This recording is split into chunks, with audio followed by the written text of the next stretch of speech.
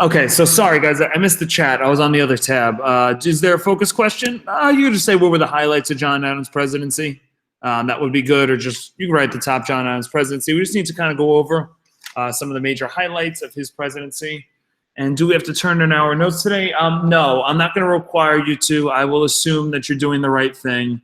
You're going to copy down what's in yellow, and then hopefully we go through the Regents questions. The focus really after this, I want us just to make sure is you're doing the essay, because that's obviously a test grade. So I want to make sure that you guys have time to work on it. Also, I want to make sure that if you have any questions to ask me now, because who knows what happens when the weekend comes. If you have a question, I may not get back to you for a few hours, and that could be not good.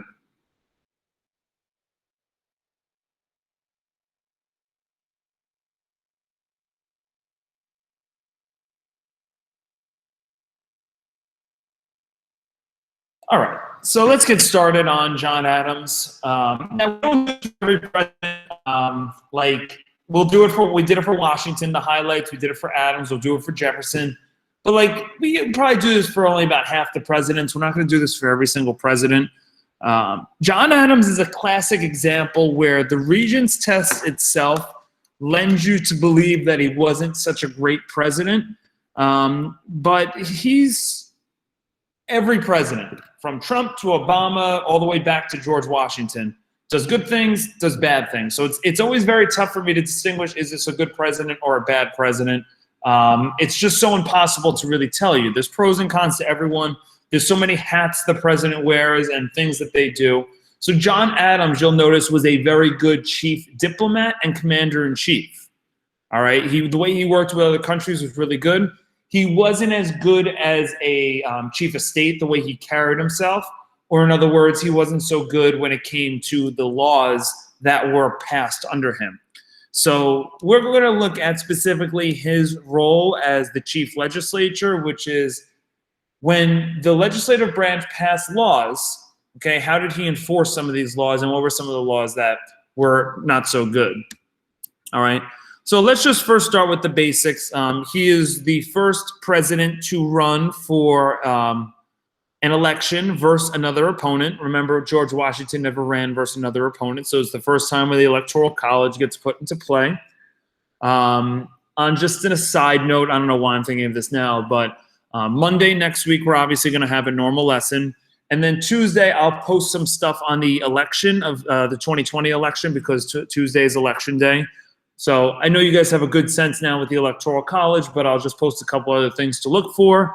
So if you are watching some of the election stuff at night and not playing video games, which, for one night, maybe you could take a day off, you kind of know what you're looking for and kind of getting an understanding as best you can. So Tuesday, we'll take a break from obviously all the social studies. You guys have a day off from school. But if you do want to learn some stuff about this presidential election coming up, I'll try and teach it as unbiasedly as possible. All right, but in this particular election, the election of 1796, he ran against his rival, Thomas Jefferson. Thomas Jefferson had two rivals, Alexander Hamilton and John Adams. Both of these people were in the same political party, the Federalists. Thomas Jefferson ran as a part of the Democratic Republicans. John Adams would win, specifically because he won a lot of votes in the North, because Alexander Hamilton was one of his good friends. And he won a lot of votes in the North, so a lot of bankers, a lot of stockbrokers, a lot of industry people voted for him, where a lot of people in the South voted for Thomas Jefferson because he was from Virginia and a farmer and went through there.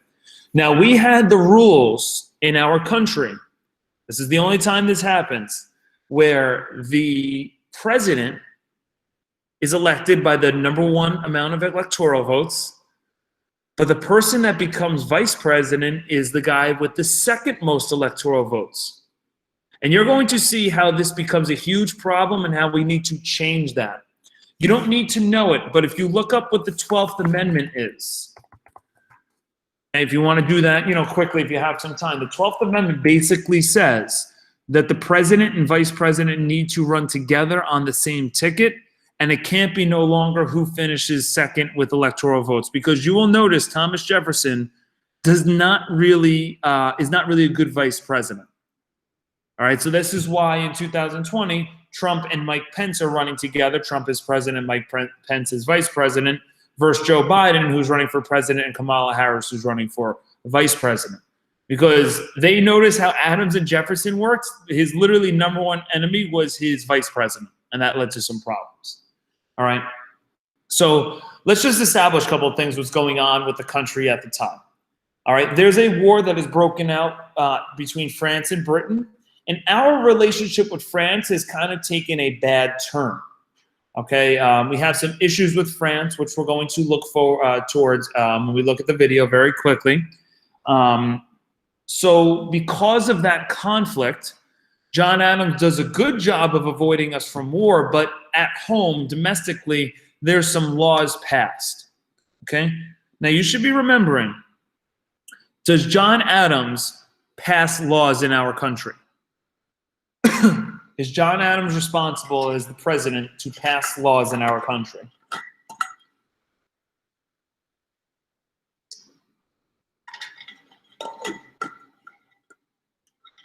Excellent, good. Or our Congress makes the laws. So John Adams did not make these laws, but when you're the president, you get credit or sometimes you get hate for the laws that get passed.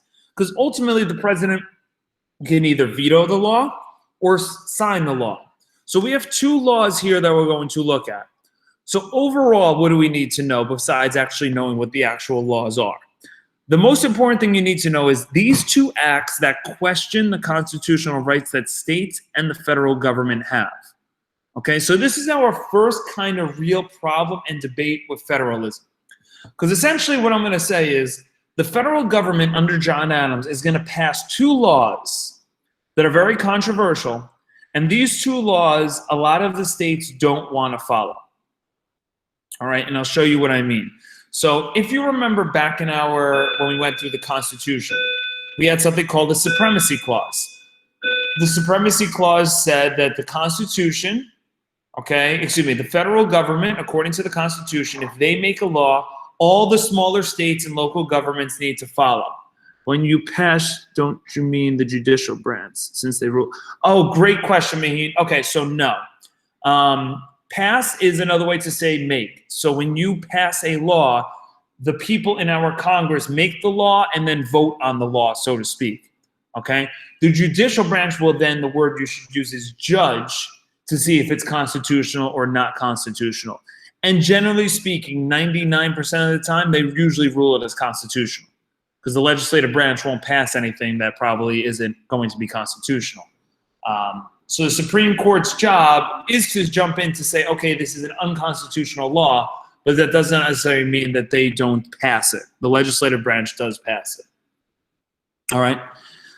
So John Adams at this point in time is going to pass these two particular laws, and you're going to see how they're controversial. Let's first start with the Alien Act, okay? So we have a new country at this point in time. This new country, all right, the United States of America, was told by George Washington to try and stay out of conflict, okay? And we've done a good job, at least so far. But now we have, since we're a new country, new people, new immigrants coming into the country, all right? So sometimes, especially back in history and even sometimes still today, the word alien is a term for someone that's not from the country or someone not from here. So you have aliens from outer space, right? They're not from Earth, they're from outer space. I'm sure they exist to some capacity in the universe somewhere, so they would be considered aliens. Someone that is not from this country can either be considered an alien. The term we use now is more immigrants. Okay, and we go from that thing. So the term alien is a term that gets like a negative word for it, but instead of calling them immigrants back then, they called them aliens, because there wasn't really the thought of outer space people at this point. So here's the law. The president had the power to expel any alien, expel means to get rid of, any alien or foreigner that was thought to be dangerous to the country. So specifically, they were worried about people from France coming in and maybe causing some problems. So if they were thought to be causing problems, they would be expelled and forced to be deported, basically. Okay. Another thing that he also said, okay, it prevented immigrants from voting for 14 years. I don't know why they chose 14 years, but they chose 14 years. And this is a weird thing, because if you come in as an immigrant to this country, you could vote in the election. Okay, we'll talk about the differences between legal and illegal immigrants later on in this class. But essentially, if you come into the country legally, you could vote right away. There's no one stopping you from doing that. But under John Adams, they were, going through this Alien Act where this didn't happen. So this is not a funny story, but back during the 2016 election when Trump was first running, I remember my students at the time said something along the lines of, and even some teachers, like, there's never been any president that would treat immigrants this poorly. And I was like, yeah, no, this actually happens a lot, unfortunately. All right, specifically under John Adams, they were not willing to really bring in immigrants because we were a new country at a time. There'll be other presidents you learn that are very much against allowing immigrants to the country. Great example would be Franklin D. Roosevelt during the Great Depression.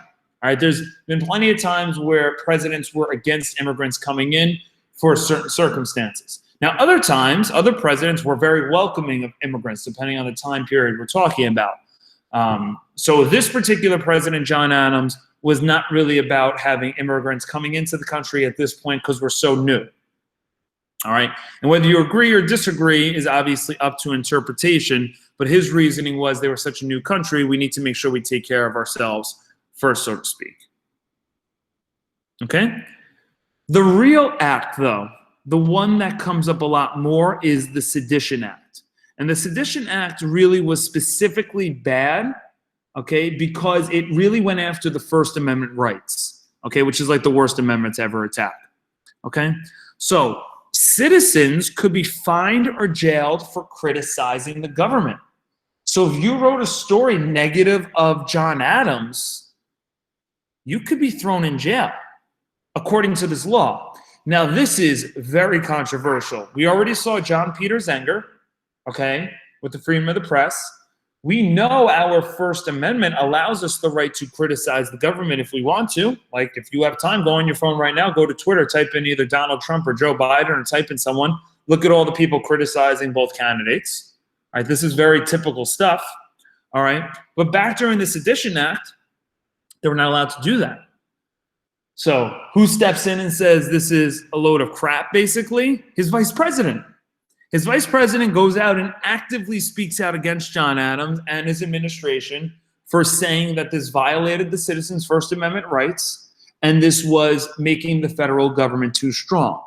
Okay, anytime you see Jefferson before he's president, he's always worried about, federal government being too strong, and this is one of those cases here. Okay, so we can't do a turn and talk right now, but hopefully you're realizing Adams' presidency, at least from this perspective, seems more like a King George as opposed to a George Washington, where George Washington was allowing all the freedoms. King George at this point in time King George. John Adams is definitely acting more like King George. All right? When was the Sedition Act taken away? Great question, Nisia. It got taken away after he was taken out as president in 1800. And we'll go over that in a second. But you're going to see now how some states did not specifically enforce the Sedition Act. All right, so this is where the Constitution and understanding federalism really is important. So technically speaking, all 13 states are supposed to enforce these two acts, according to the Supremacy Clause. But there's two states in particular, okay, that go against these and are going to be basically saying we're not going to enforce these laws. And another King George is not needed for this new country. Now, I'm not going to go out and say John Adams ruled like a king, but these seem a lot more like a King George thing that would be done. Limiting First Amendment rights, not allowing immigrants to come into the country, things along those lines. Okay? So we are going to know it as the Virginia, one last slide today, and Kentucky resolutions. So for those that don't know, hopefully we know, Virginia and Kentucky are states. They're states located in the South. So they're already states that did not vote for John Adams. They're not the biggest fans of John Adams. And moreover, anyone remember where Thomas Jefferson's from, where he had his plantation and where he had his area? He was from Virginia. Exactly. So there's no coincidence that Virginia, where Thomas Jefferson was from, was one of the first leading states to basically be against the Alien Sedition Acts. Okay? So Virginia and Kentucky did not like some of the laws that the federal government created, specifically the Sedition Act. And what they decided to do was they decided to disregard the Supremacy Clause, and they decided to come up with this term called nullify them in their state. Now, nullify means to cancel. So nullification or nullify means to cancel. That basically means you're not going to pay attention to the rule. Okay? If I was to say there's no gum chewing in class, and then one of you guys say, I'm going to nullify that, I'm just going to chew gum, you're not paying attention to the rule. Now, you should know that if we're looking at federalism, students, okay, are supposed to listen to the teacher, teachers are supposed to listen to the principal. That's usually how a good school works. I know students obviously don't like that setup sometimes, but obviously that's how a school setup should work, okay? So in our particular situation, all right, Thomas Jefferson has this pretty famous quote, every state has a natural right to nullify. He uses that term natural right. You know, states have the right to nullify or cancel laws if they deem them to be unconstitutional. But here's the problem. If states can go around and basically say, I don't like this law, we're not going to pay attention to it, it's going to mean that the state governments are going to have now more power than the federal government, and that's not what we want either. Okay? If Mr. Martinez said, Mr. Panier, you're going to go in and teach English today, ELA, as opposed to social studies, I have my natural right to say no, but there's a good chance I get fired if I say no. So you have to follow some sort of rules and some sort of laws when you're in a federalist type system. So if the federal government comes out with a law and Congress allows it and the judicial branch enforces it, it says it's constitutional, and the executive branch is enforcing it, you kind of need to listen. But early on in our country, back in the 1700s and early 1800s, many states tried to challenge these federal laws that they didn't like. And states believe that they can nullify federal laws. And to be honest, here's the truth. Early on in the country, Virginia and Kentucky did not enforce these laws, and they weren't penalized. Now, today, if they tried something like that, that would be a huge issue. They would eventually be penalized for what they did because of the Supremacy Clause in our Constitution. And then we'll learn a little bit later on a Supreme Court case called McCulloch versus Maryland that's going to solidify the strength of the federal government and make sure that the states need to listen to federal laws. But for a short while, Thomas Jefferson was able to kind of walk around with his chest out there and let everyone know they're not going to do it. And Virginia and Kentucky did not enforce the Sedition Act. So this is the first time in our country where the federal government and the states get into some issues. In this case, the states won. Virginia and Kentucky won. All right? But ultimately, you'll see how that changes throughout American history. All right? Please let me know if you need a little bit more time to copy this in the chat, but otherwise we're going to turn to a video. Okay, I'll let you guys keep copying. We're going to go to a video that's going to go 3 minutes, that's 3 minutes long, and talks about John Adams' 4-year presidency. Okay? Now, a couple things with Adams. He was very wise, he was smart, he was a founding father, people trusted him, but he was also very arrogant. He got very angry at times. He was a little bit,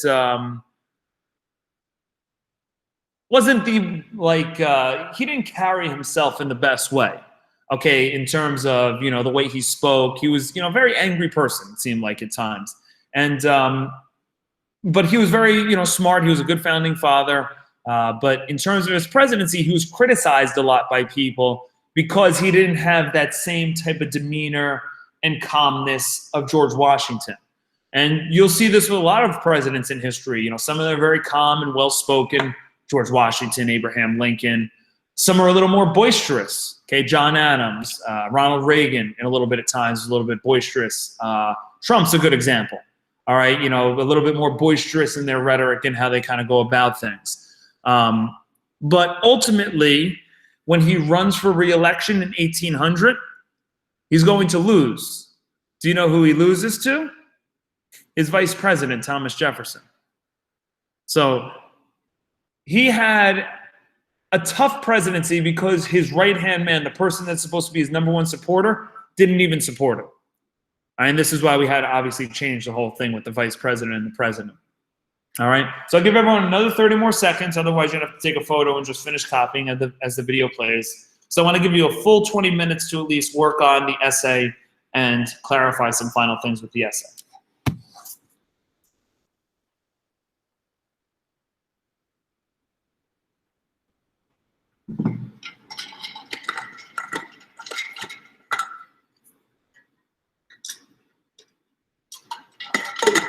All right.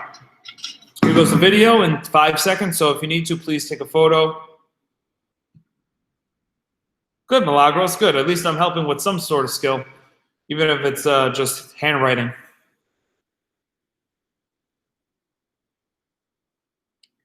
All right, here we go.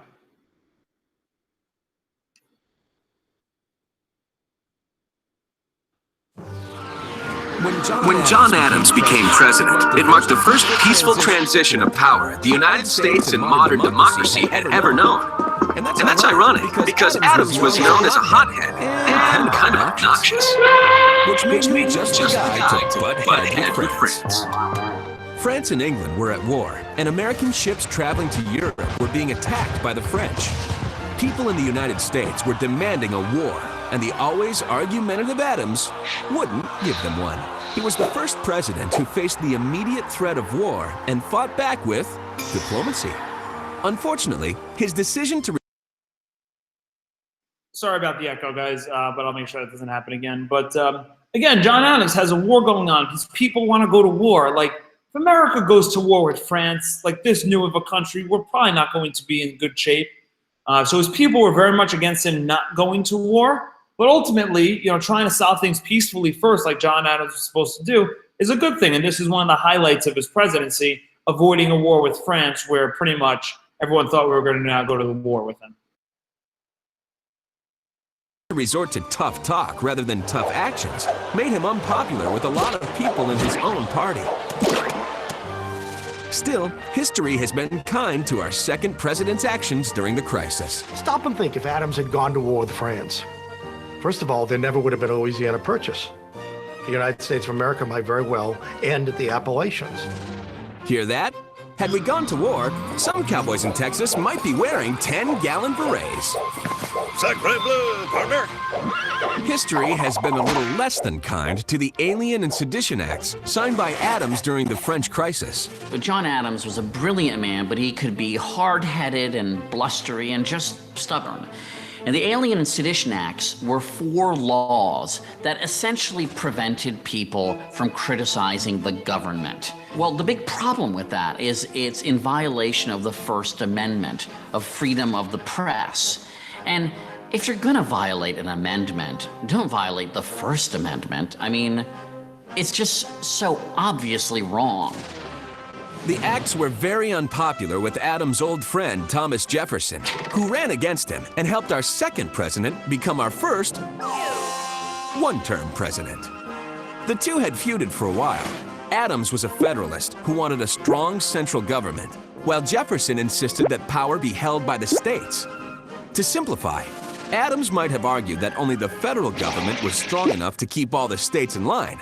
And Jefferson might have argued that what happens in Virginia stays in Virginia. He thought a too strong government might put America right back where it started. Adams, the first president to live in the White House, left after about 3 months, but not before writing these famous words about the building. May none but honest and wise men ever rule under this roof.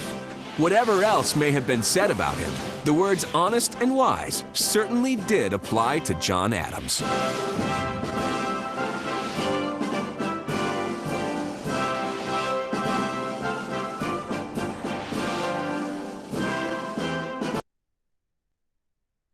Okay, yeah, so this is just a random U.S. history thing, but George Washington was not the first president to live in the White House where the president lives. That would be John Adams, because they didn't finish constructing until his presidency was over George Washington, so John Adams was the first person to live in the White House. That's just like a random trick social studies question if you ever want to ask someone to sound smart.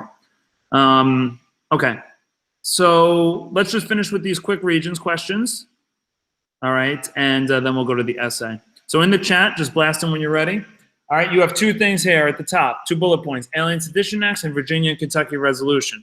These pieces of legislation reflected the conflict between what? What was the conflict between in this situation?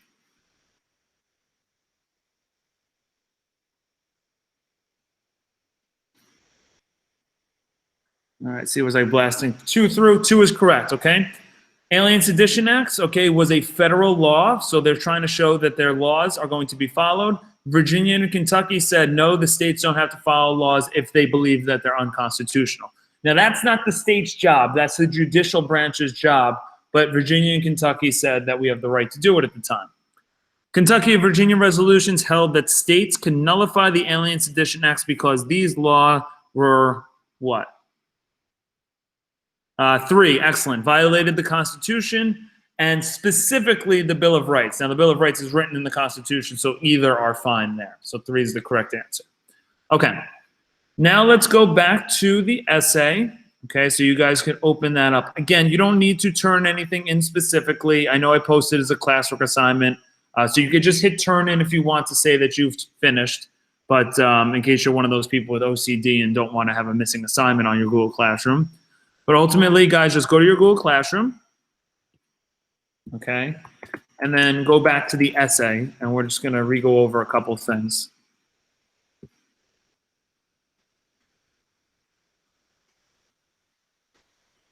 All right, so first things first, all right, please note your YouTube playlist, okay? I suggest if you ever get stuck, and it's just realistic, I won't answer a question. Milagros, you can hit turn in today if you want to, but you don't need to, okay? If you need to re-go over how to write the DBQ essay, please refer back to this video in this playlist, okay? Just click on what I did there, go back to it. I should be able to at least set you up and answer any questions that come up, all right? But ultimately for today, let's go back to the DBQ essay. Let's look at what we'll be doing. At this point, you should have already done the introduction, and you've already should have done the first paragraph. No, Rosemary, absolutely not. The second paragraph of your DBQ is the same way we broke down the first paragraph. It's made up of outside information, of course, and then it's also going to be stuff from the DBQ documents. All right, so the only document that should have been mentioned in the first paragraph, the first body paragraph, was document 1. Now we're going to incorporate documents 2 and 3 because these are now going into the effects of common sense along with how did it help support independence, okay?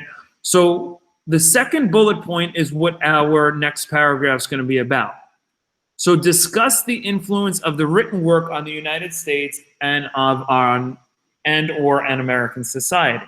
So without looking at the DBQ, without looking at the documents, you should be able to answer that question. If I asked you, how did common sense influence American society, what should you say? Post in the chat if you know what common sense did and remember from the first unit.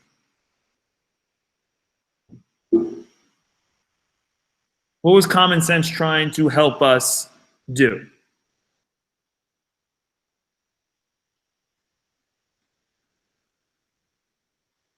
Make people patriots. Okay. Interestingly said. Muhammad's not wrong. We definitely add to that. It persuaded people to support independence, get freedom. Excellent. It motivated the colonists to move away from Britain. Excellent.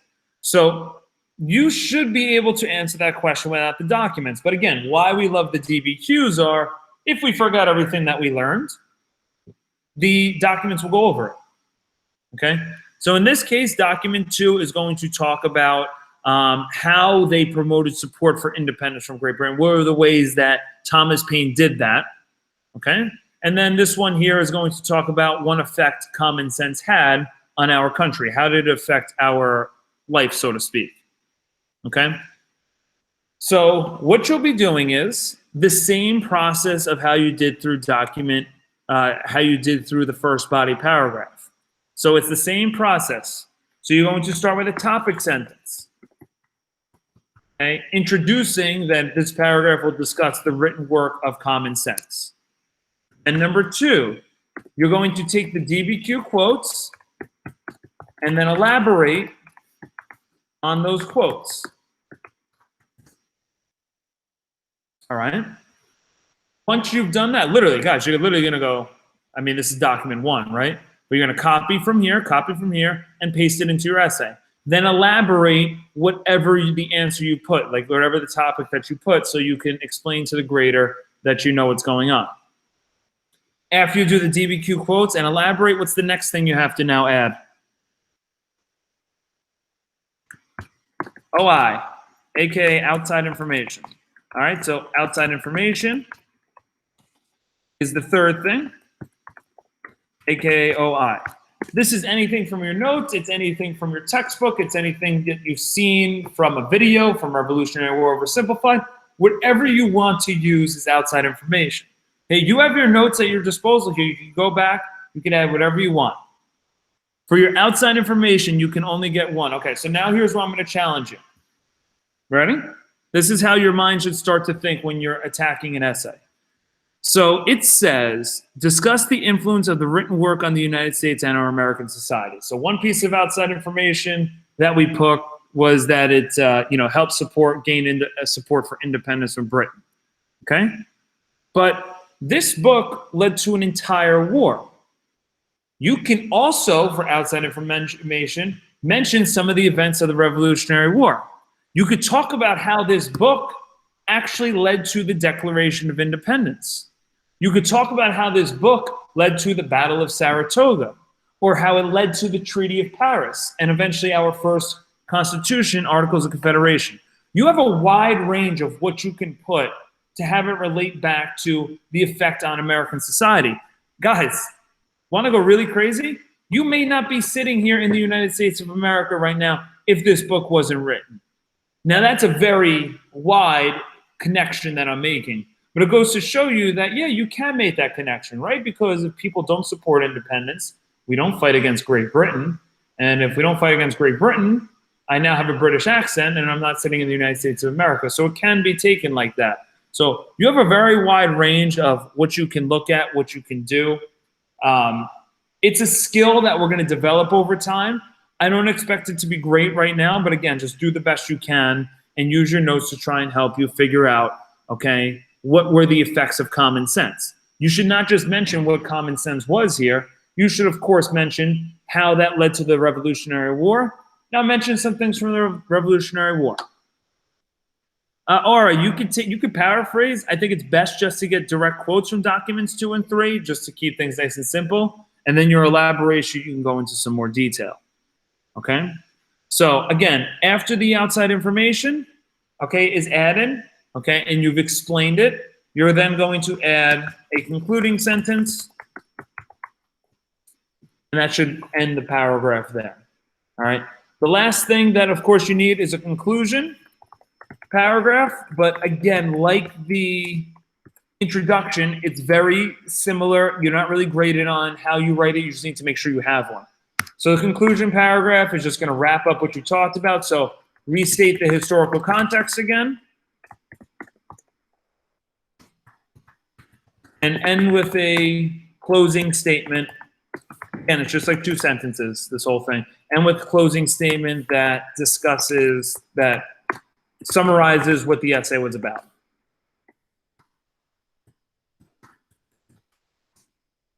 All right.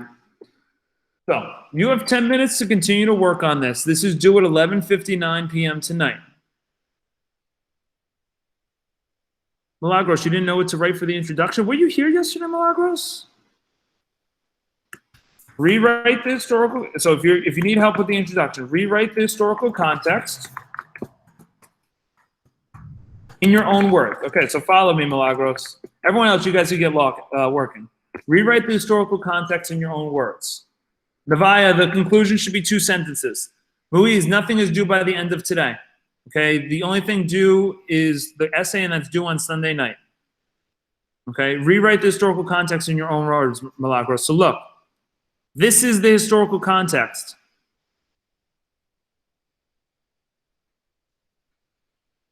Okay, so you're going to take this and rewrite it in your own words. Mohammed, yes, you could leave if you're finished, guys. If you're finished and know what to do, you could leave. All right. Give me 1 second. Let me just answer some of these questions here.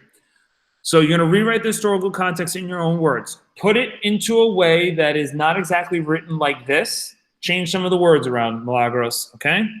Then you need to come up with a thesis statement. A thesis statement is going to summarize, okay, what the essay is going to be about. If you need help with the thesis statement, go to the Google Classroom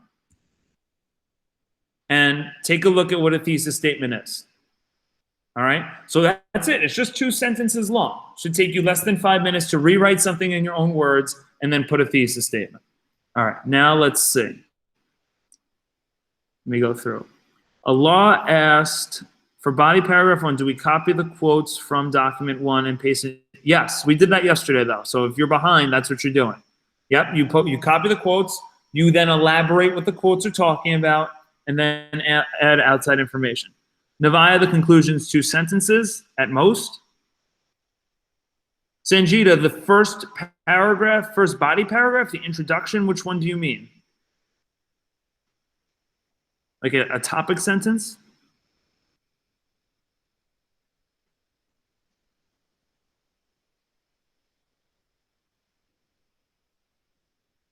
All right, Sanjita seems like she figured it out. Thank you for the help, Navaya. Natalie, I have a question. How could you write the intro for the second paragraph? Okay. So I guess we're having some more problems with topic sentences, which I'm a little surprised because usually I feel like kids. So when you do a topic sentence, you look at what the topic's about. So in this particular case, all right, if you're on paragraph 1, all right, Natalie, follow me here. If you're on paragraph 1, you're going to describe the historical circumstances surrounding the issue.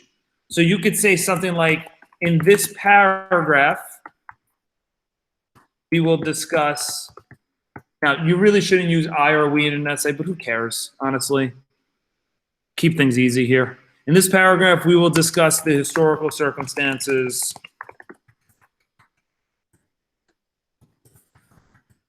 surrounding common sense. And that's a good introduction sentence. You could say there are many ways the historical circumstances change common sense.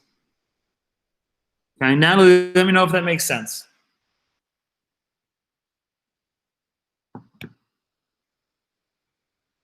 No, Natalie, you don't have to. You should give your background information after you give the quotes, but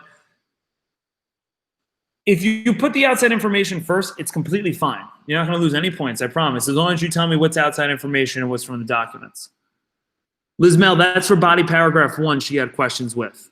Body paragraph 2, you say something like, there were many ways that common sense influenced the United States and American society. All right?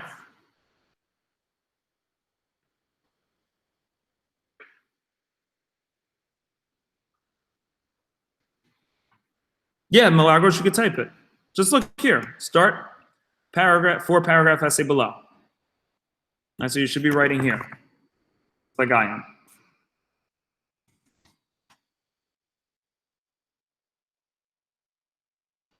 I'm going to take attendance.